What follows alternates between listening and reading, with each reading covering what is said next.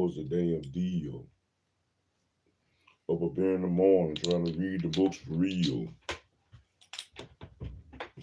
I've been drunk, high, pushing all D. Gotta put my stuff right there and put away all night. Hey, shalom, everybody. How y'all doing? Welcome back. What's up, man? It's Reading with SHILO, baby. I'm up, baby. I'm up and at it. So we're gonna go ahead and read and achieve and get what we need, man. It's been a minute since we've been doing the Reading with SHILO, man. I've been in the woods, I've been hunting, I've been doing all kind of crazy, and I've been court, been all type of stuff, man. All type of humbug, all type of shenanigans been going on. But we're gonna read today. Last time we got with y'all. Now I'm gonna have to amend I'm gonna have to go back and edit shit and edit stuff. The mosquitoes be tearing my ass up in the woods, man.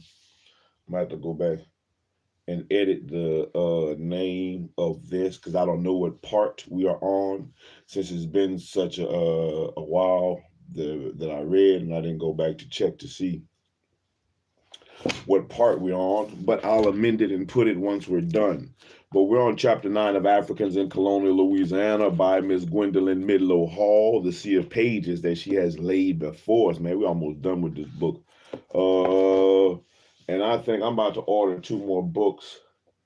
You know, the next book that was supposed to be on the list to read is the Black Indians. Black Indians is the next book that's supposed to be on the list, but I think I want to read the last president. So I'm gonna try to order the last president and also that book, the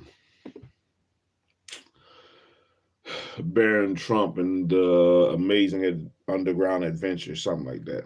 I think I want to read those too, see what they're talking about. But we're gonna finish this one out first and foremost. But I'm gonna try to get those books ordered. Damn, mosquitoes, boy, the mosquitoes been on me. So chapter 9 is Re-Africanization under Spanish rule. We're gonna see what they do, what's going on. We're gonna see what they're talking about. You know, we're gonna at least try to get maybe like 30 minutes, at least 30 minutes worth of reading going. Chapter 9 is definitely a long chapter. From the looks of it, it has a lot of graphs. We're not going to really go into the graphs. I'm going to just try to read through it. Because we only have to chapter 11. We got 9, 10. Pooh. Hey, this is all chapter 9. It's definitely going to be a couple of parts, definitely. Chapter 9, we got 9, 10, and 11. And then we'll be done with the book. And man, I will have completed it. This book has been on my shelf for so many years, and I have not. That's 10. Where's 11? There we go. 9, 10, chapter 9, chapter 10, and chapter 11. So we got 3 chapters left to finish the book. We'll rock out, but we're not gonna finish it tonight, that's for sure.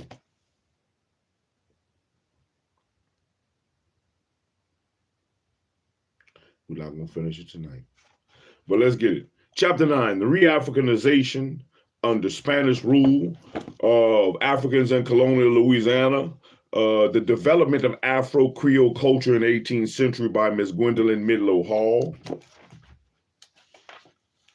Let's see what we can find out up in here. And let's get jumping back with reading. There we go. Let's get jumping. It's a rolling. Whew. After his defeat in the French and Indian War, France expanded the North American continent. Now, Britain had occupied Guadeloupe during the war, and in order to get this valuable sugar island back, France gave up Canada. With the loss of Canada, France's interest in keeping its expensive and troublesome Louisiana venture disappeared. You know, it's making me, reading this stuff about the French right now is making me think about the stuff that's going on with what is Burkina Faso, I want to say. Burkina Faso and the stuff, how they push the French out and the things that's going on with France right now. France, in my mind, is going through a similar situation with Burkina Faso as they had with this, with dealing with Louisiana. With the loss of Canada, France's interest in keeping its expensive and troublesome Louisiana venture disappeared. Canada and the east bank of the Mississippi River, except for New Orleans, were ceded to Britain, and New Orleans and the west bank of the Mississippi River to Spain. Now, Britain returned Havana to Spain in exchange for Florida. Thus, Louisiana became part of the old, wealthy, well-established Spanish Empire in the Americas. The transition process was slow and painful, and although the transfer became official in 1763, Antonio de Ulloa,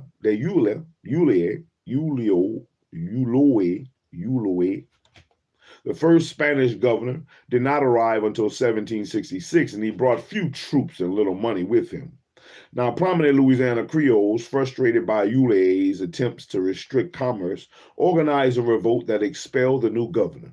And Governor Alejandro O'Reilly arrived in 1769 with a large contingent of troops and reestablished Spanish rule and hanged several prominent white Creoles for their instigation of the revolt against Spain.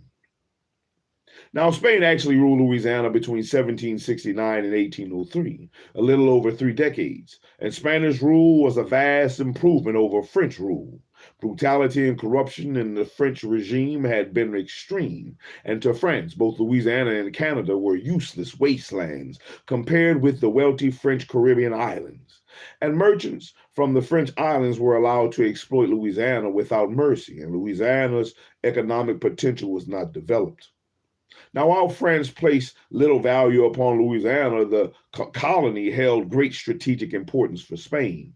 With Britain occupied the east bank of the west of the Mississippi River and all of Florida, Spain's control of the Louisiana was vital in order to forestall British expansion into the Spanish Caribbean and New Spain, Mexico.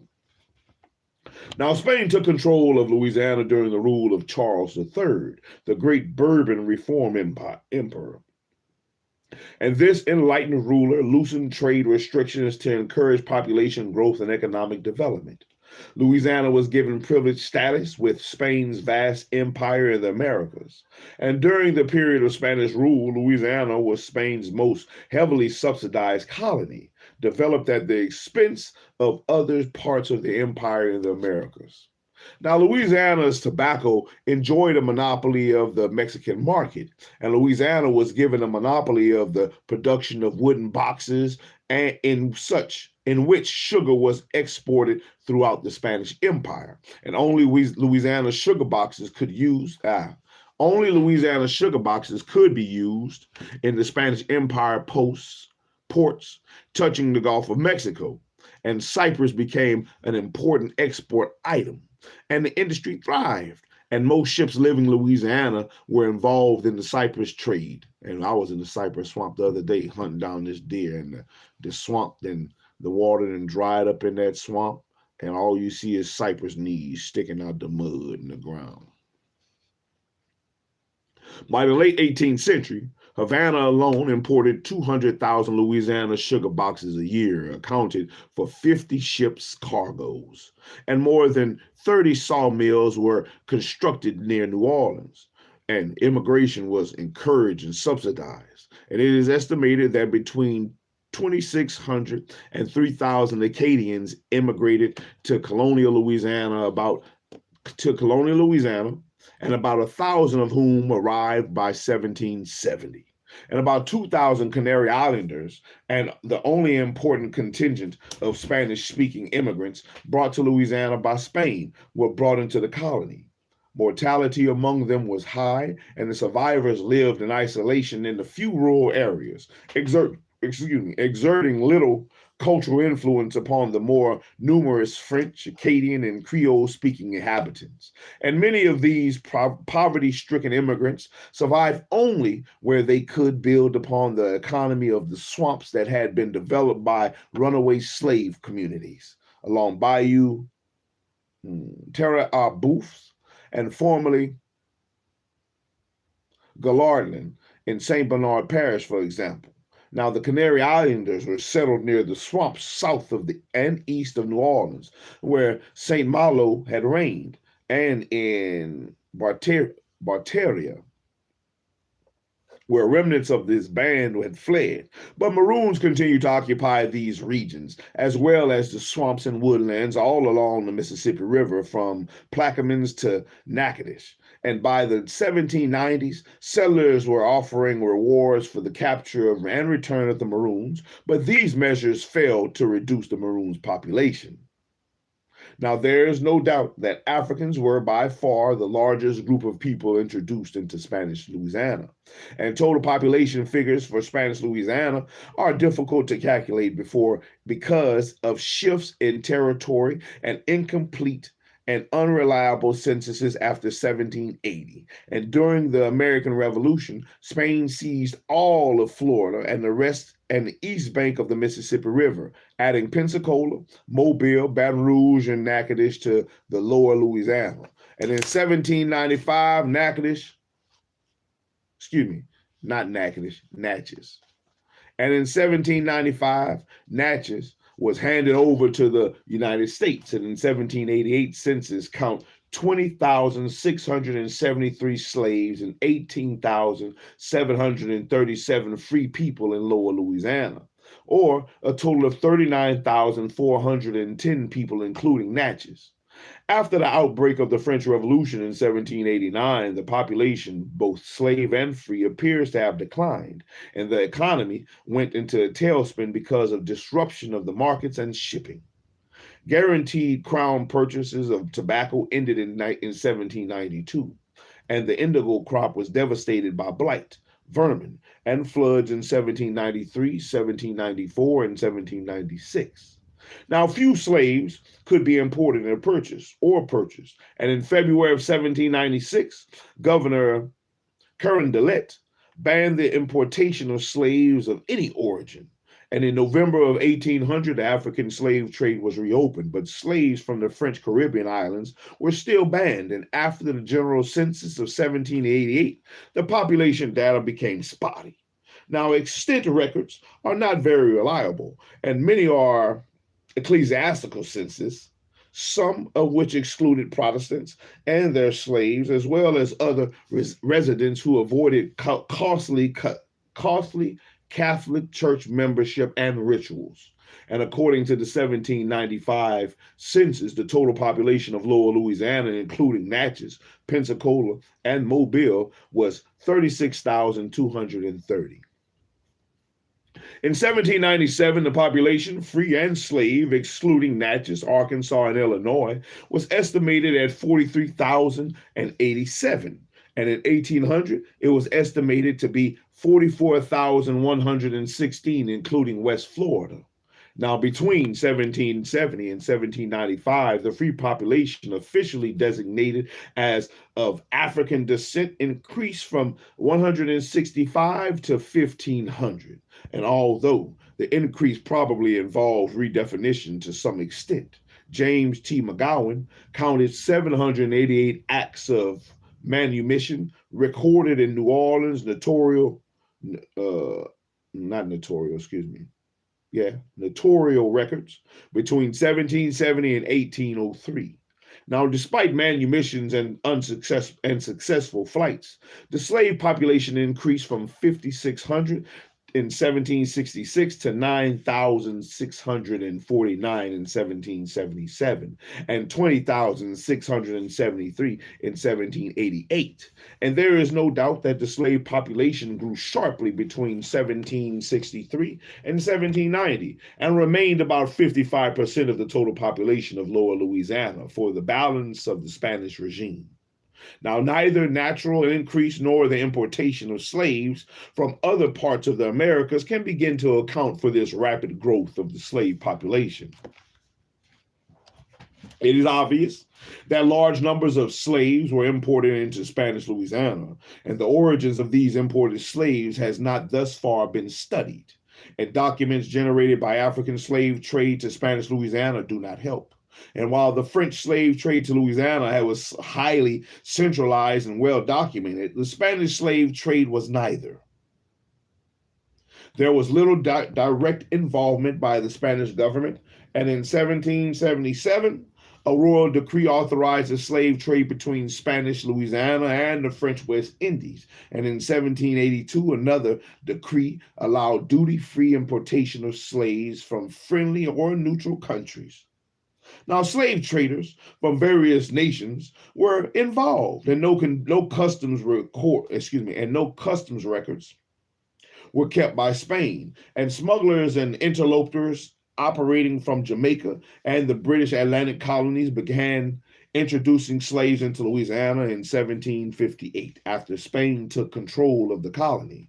And some Cubans were also involved, and French slave traders operating from St. Domingo were active after 1777. After 1782, British, Scotch, and American slave traders legally imported slaves into Louisiana. And it is possible to determine through studying slave trade documents where these slaves came from and in what proportions. Now, Acosta Rodriguez concluded that the slave traders in Spanish Louisiana were mainly British, and there is good reason to agree. And there was a substantial slave trade organized from Jamaica by Scottish merchants operating through Pensacola, Natchez, Baton Rouge, and New Orleans. And they were most likely interlopers and smugglers. And in 1776, Robert Ross, a Scot living in Natchez, representing the British firm of David Ross and Company, and several other British merchants in Jamaica, wrote to Governor Eulalie, offering to supply slaves to Spanish Louisiana through Pensacola at prices at least as cheap as those charged to English colonists.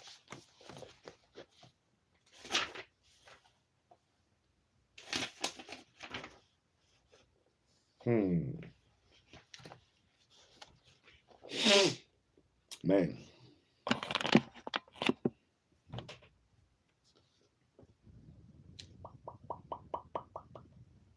Now, Ross's offer was refused, but the British established along the east bank of the Mississippi River north of New Orleans were heavily involved in contraband trade, and British and Scotch slave traders living in Natchez and Baton Rouge, including George Prophet, sought Spanish protection and citizenship when American boats came down the Mississippi River in 1778.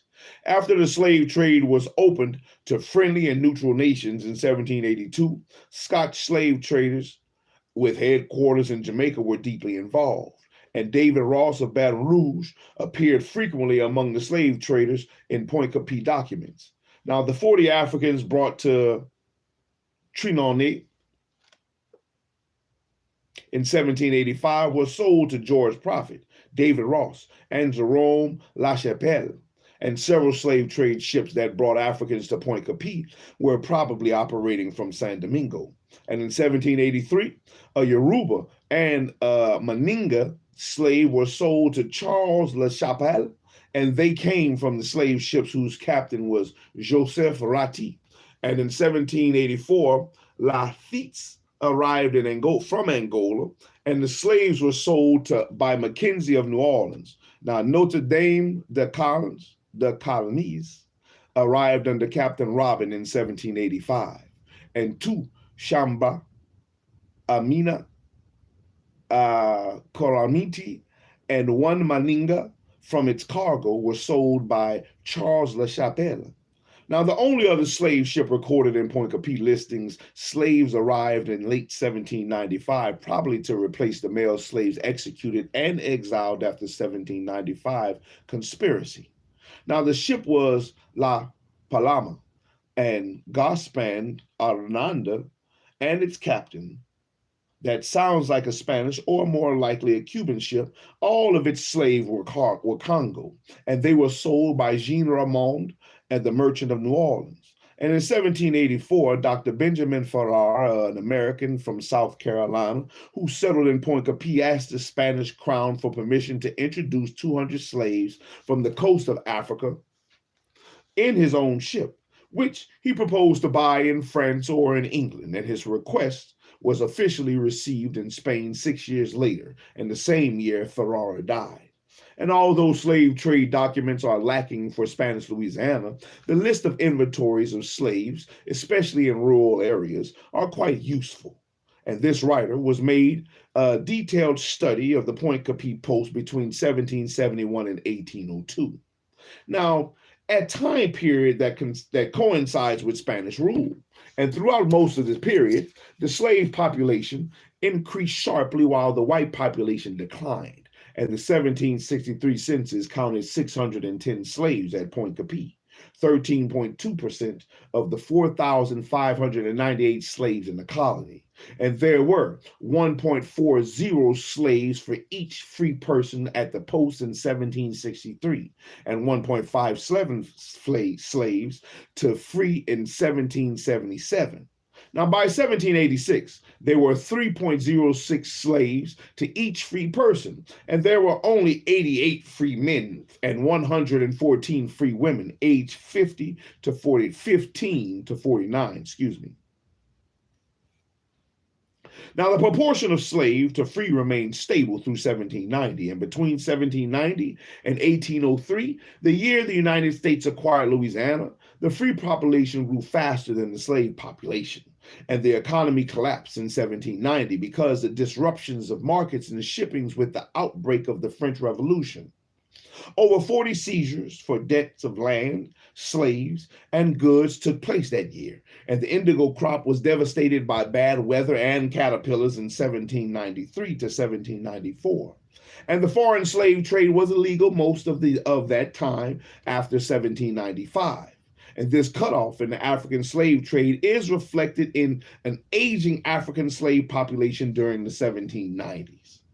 In 1795, over 50 male slaves were executed or exiled in connection with the slave conspiracy.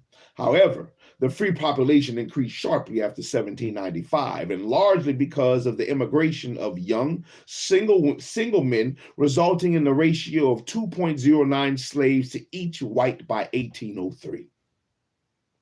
A knowledge of the origins of the slaves, their distribution on estates, and their role as parents, both biological and fictive, is essential to an understanding of cultural influences in Spanish Louisiana, and the Point Capit slave list contain detailed information about the numbers, ages, gender, and nations of the slaves, and changes over time. And out of the 2,632 slaves inventoried, only 242 slaves had no nations indicated in the documents. More than 50 different African nations were listed, and the local Creoles and Creoles born elsewhere in the Americas were also indicated. Such detailed information about the origins of slaves is unique, and not only for the United States, but for all of the Americas. It is not possible to study vital rates of slaves populations in the Americas using the techniques of classical historical demography developed for studying static populations in Europe. However, the Point Capit inventories allow us to answer some questions vital to the study of culture formation by establishing the numbers of local Creoles, imported Creoles, and Africans of various nations. Now, questions about their ages, structure, their distribution on estates, and their role as parents who socialize the younger generation and enable us to analyze changes over time. Now, while definitive conclusions about the slave population of Spanish Louisiana will have to await a systematic study of slave inventories throughout Lower Louisiana, the Point Capit documents reveal an enormous African presence. Now, although some of the increase in the slave population can be accounted for by the American settlers who arrived in Louisiana, accompanied by their slaves born in Virginia and South Carolina, as well as in Africa, the Point Capit inventories indicate that almost all the slaves brought in by traders from San Domingo, Jamaica, the United States, and Cuba came directly from Africa. And almost all the English slaves encountered in the inventories had accompanied their masters. And Dr. Benjamin Farrar, he was an immigrant from South Carolina who had settled in Falls River. And I've been to Falls River. Accompanied by his slave force, his plantation valued at 39,956 pass-threes was inventoried in 1783 after the death of his wife. And he held 153 slaves, and by far the largest number of slaves on any plantation at the post. And all the adult slaves of his estates were Creole of South Carolina, 43, or Creoles of Virginia, 29, except for one woman who was a Creole of Pennsylvania, or they were Africans who had also been brought in from South Carolina. Now, the young children were listed as Creoles, the older children as Creoles of South Carolina. And this estate reflects the composition of estates in South Carolina. Now, Africans were about 45% of the adults, and 18 were Angolan, 4 were Coromandel, Gold Coast, and 18 were described as being from Guyana, a vague term. And there was 1 Maninga male, 1 Chamba female, and 1 Igbo woman, and these slaves remained on his estate and were not sold to other planters. And the child-woman ratio among these English, Creole, and African women was very close, at 0.519 for the Creoles and 0.444 for the Africans. However, among children under the age of 15, 20 had been born to African mothers and 22 to Creole mothers. And though Creole women of childbearing age outnumber Africans women, 27 to 18, pointing toward the surprisingly higher fertility rate among African women in South Carolina. And at the time of Farrar's death in 1790, his slave force had increased to 225. And unfortunately, this last inventory is useless for our purposes. Because of the size of the estate, a Spanish notary came from New Orleans to appraise it, and he categorized all the nations of the slaves as BootSoul, meaning a slave recently arrived from Africa, Creole, probably meaning Creole speaking, which included Africans who had arrived earlier, or else he did not indicate the nation at all. Now, Farrar's daughter sold her share of her inheritance to Julian Pythers in 1800, and her brother had stripped their inheritance of skilled slaves, and those remaining were grouped in families and not deeply involved in staple production. And her 106 slaves had a high child-woman ratio of 1.524, with a sharp rise in the price of slaves after 1795. The value of her share of the estate increased substantially. Now, aside from the English slave brought in by Farrar, there were fewer imported slaves at the post. Why that name Farrar sounds familiar, man? Is that the man that had something to do with Islam? Or the Nation of Islam, Farrar, is that his name?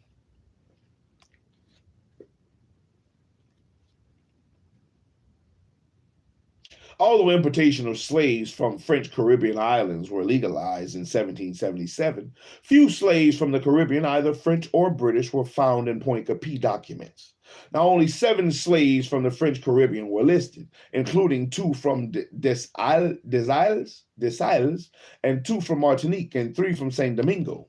And one of those from Saint Domingo was freed. Another ran away and was sold to a man in Opelousas. We out here, baby. In Opelousas in exchange for cows. What year is this? I need to know what year is this. Let me see the year. Let me mark it. In Opelousas. Another ran away and was sold to a man in Opelousas in exchange for cows with no guarantees. I guess this is 1777 maybe. We'll keep going to see. In Opelousas in exchange for cows, with no guarantees and no promise to deliver him. And few individual English slaves were brought into the district, and the reason seems clear enough. When the estate of Isaac Monsanto, was inventoried in 1778, his 5 slaves, an Englishman and an English woman, a Congo man and a Congo woman, and a 10-year-old Wolof boy had all run away, and their value was listed as poor memor only, because runaway slaves were rarely captured in Louisiana. And although the other 4 English Creoles listed before 1780, one Creole of Jamaica had gone and been a maroon for a year, and estimated poor memoir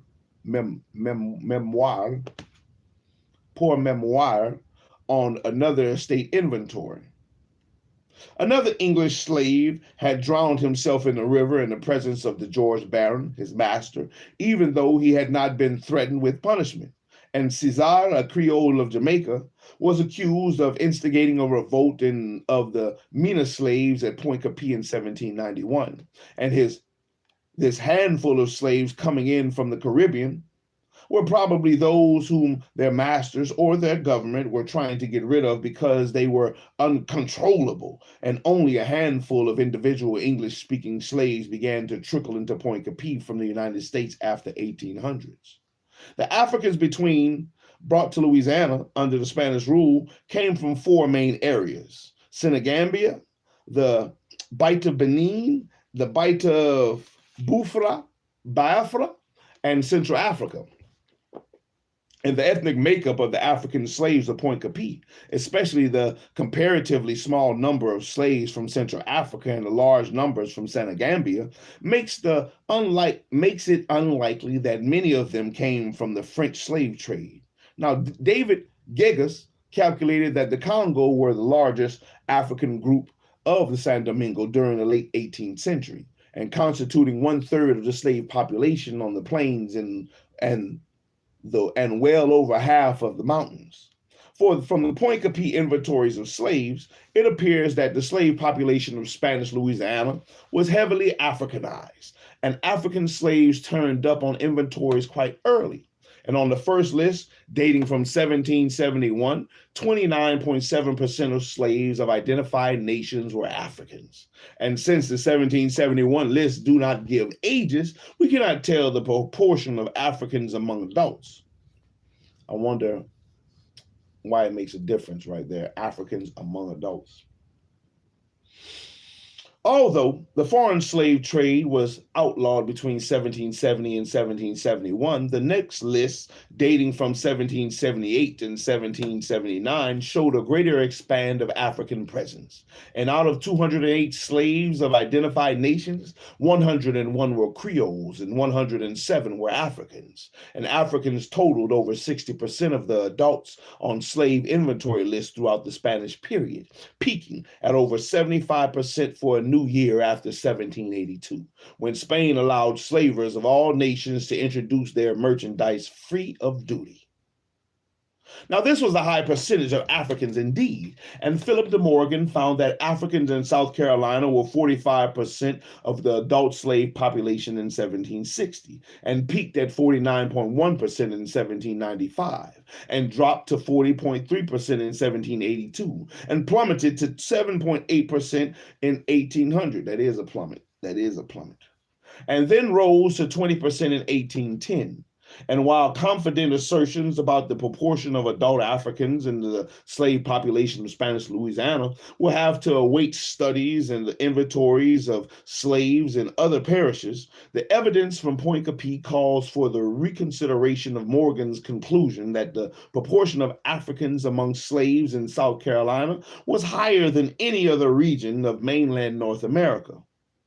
The contrast with the English Atlantic coast colonies is not confined to the percentage of Africans in the slave population. And there is also a sharp contrast between the African nations of origin and of slaves brought to the Chesapeake, Carolina, and Georgia, and those of slaves brought to Louisiana.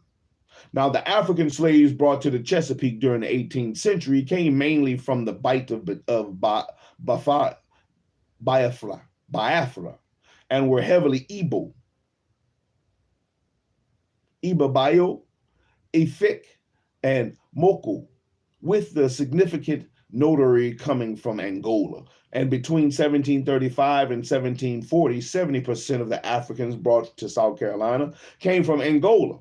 South Carolina came from Angola. And between 1717 and 1767, 22% of the slave trade ships from Angola, while only 5% came from Gambia, though these figures are unclear because of the origin of 61% of these voyages was listed simply as Africa and 8% as Guyana.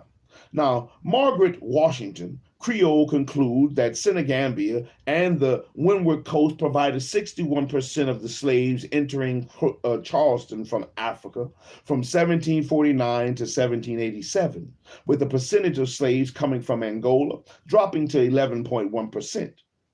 Now, slaves coming from Angola rose once again to 37.3% between 1804 and 1807, and with those coming from the Windward Coast rising to 28.6%, and those from Senegambia dropping to 7.5%. That's a big drop.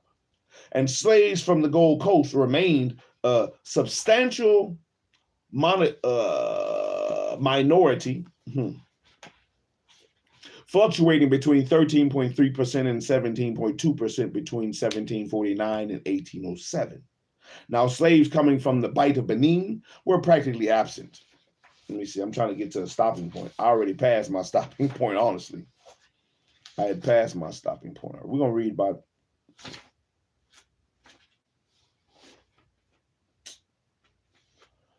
3 pages.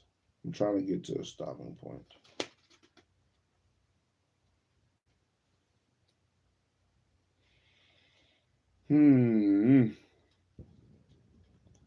Excuse me. Shit, yeah. It's a lot of graphs, so there's a lot of pages gonna be missing. Although more than 50 different African nations were identified in the Point Coupee inventories, most of them came from relatively few and or closely related nations. And in sharp contrast with South Carolina, Spanish Louisiana saw no dramatic shift in the origins of its African slaves. Most of the nations found in significant numbers on later lists were already present in 1771, and the list from 1771 had a total of 85 slaves, 11 of unidentified nations, and 30% of the slaves of identified nations were Africans. And among these 22 Africans, 10 were from Senegambia. 2 of the Senegambians were an old couple, and he a Bambara, and she a Wolof, and they were inventoried and sold together. And there was a sprinkling of slaves from other parts of Africa. 5 from the Congo, 1 Mina, 2 Nago, or the Yoruba, 2 Fan, 1 Igbo, and 1 Timbo. And during the 1700s, the slave list still reflected, to some extent, elderly Senegambian survivors from the French slave trade, but there were already many newly arrived Africans among them. And the next extant inventories from the Point Coupee post date from 1778 to 1779. And by then, 51% of the slaves of identified nations were Africans. Now, 63% of the Africans whose region of origin could be identified were from Senegambia, and the continued importance of Senegambian slaves in Louisiana requires an explanation. And although Senegambia was an early source for the Atlantic slave trade, by the 18th century it played a relatively minor role. And nevertheless, because of timing, as well as preference among us slave owners, slaves from Senegambia were brought to Louisiana in large numbers. And as we have seen, 2/3 of the slaves brought to Louisiana under French rule came from Senegambia. Now, there was a substantial, well-organized Bambara language community in early Louisiana, and this writer has argued from evidence from Senegambia as well as from Louisiana that the slaves described as Bambara during this early formative period actually were Bambara. Now, most of them were probably warriors captured in battle during the rise of the empire of Mamadi Coulibaly, founder of the kingdom of Segu. And the next surge in the slave trade in Senegambia took place as a result of the consolidation of another empire, that of Ngola Jala, a former consolidation of another empire. That of Nagola Jara, a former slave soldier who founded a new dynasty and greatly expanded the kingdom of Segu. Now, this expansion in the export of slaves from Senegambia coincided with the resurgence of the African slave trade to Louisiana under Spanish rule, and it is less clear whether the new African slaves listed on inventories in Spanish Louisiana as Bambara were all actually Bambara. And by the late 18th century, Bambara had taken on a generic meaning and was widely applied to peoples coming through St. Louis from the interior of the continent.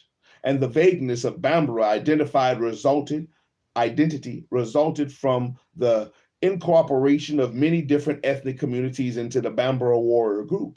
And on the other hand, the old Bambara, as well as the old colonists in Louisiana, must have been able to tell who was a Bambara and who was not. And among the slaves from Senegambia, 25% were Bambara, and 29% were Mananga or Mandinga, and 22% were Wolof, and 10% were Fulbe. And the Bambara, if such they were, and the Maninga spoke mutually in it's not integrable. Spoke nearly intelligible, man. Spoke mutually intelligible Manda languages, creating a substantial language community throughout the post. Let me mark that word. I need to mark that word. Intelligible.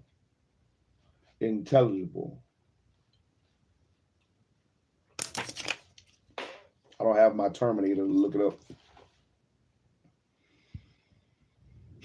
There were 123 Bambaras and Maninga slaves, constituting 15.6% of the Africans of identified nations. And they tended to be clustered on the same estates. And they were 12 Mende slaves on the estate of Colin Lecure, and 7 on the estate of Jean-Baptiste Tournoir, and 6 on the estate of Baptiste Lecure, and 6 on the estate of Chinone, and 5 on the estate of Louis Renard Duval, and the rest of the Mande slaves were clustered in groups of 4 or less.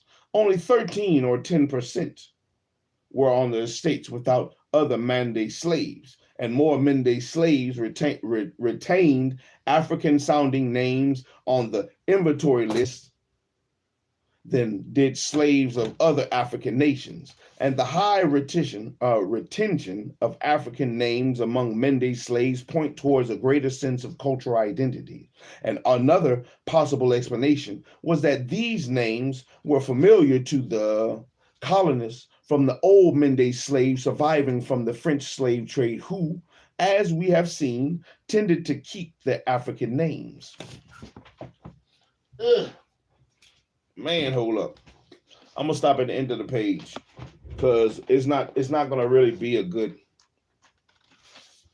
There's no real good stopping point, honestly. It's like it doesn't break off into a definitive like next section.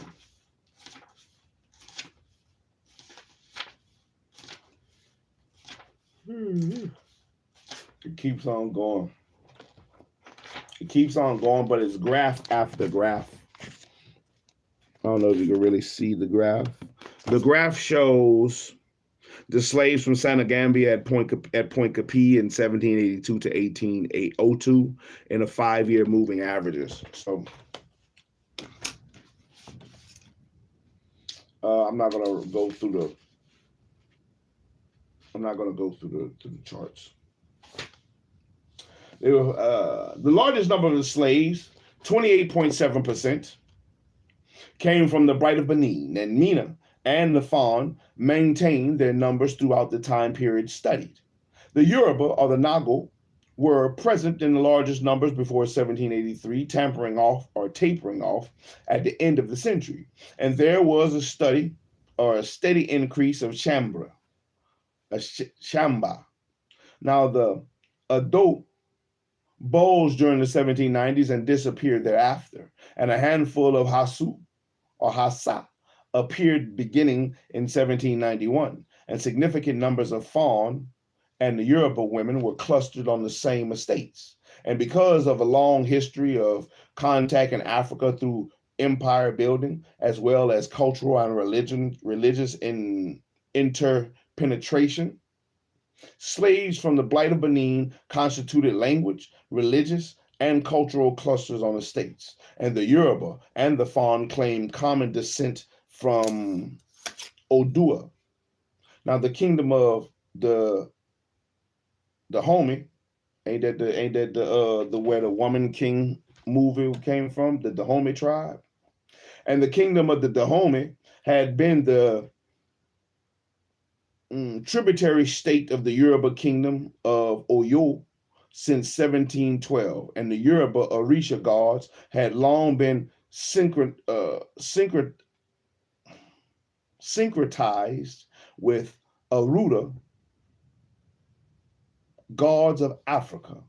At least one Yoruba slave at Point Capi demonstrated that he was resistant to Christianization, and when Adadua, a Yoruba slave, was accused of being involved in a theft and was asked to take an oath and testify on his own defense, he denied any involvement in the theft, but explained that he could not swear an oath to that his testimony was true because he did not understand what was being asked of him.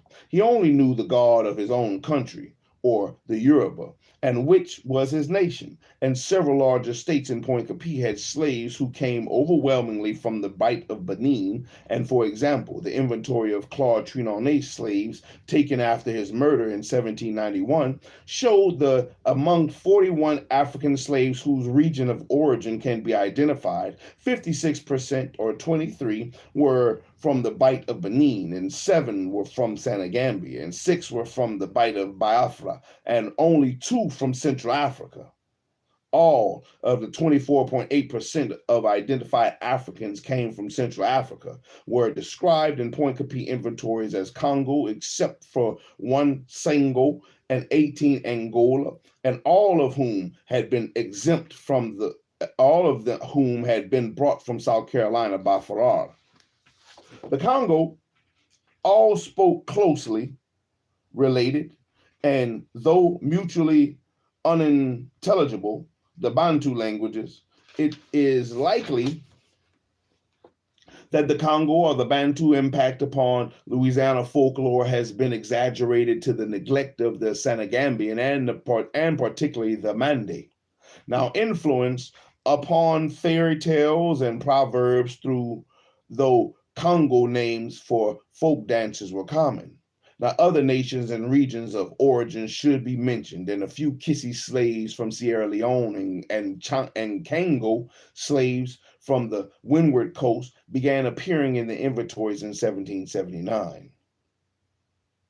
Now, Aqua slaves, mainly young women, were first listed in 1787, and they were from East Africa, from the immediate hinterland of Mozambique City, and only a handful of slaves came from the Gold Coast, almost all men, and several of whom were brought in from South Carolina by Farrar. Oh, man. Okay, I see you. I'm going to stop. I'm going to stop at this big paragraph. We're going to stop it right there. For real this time.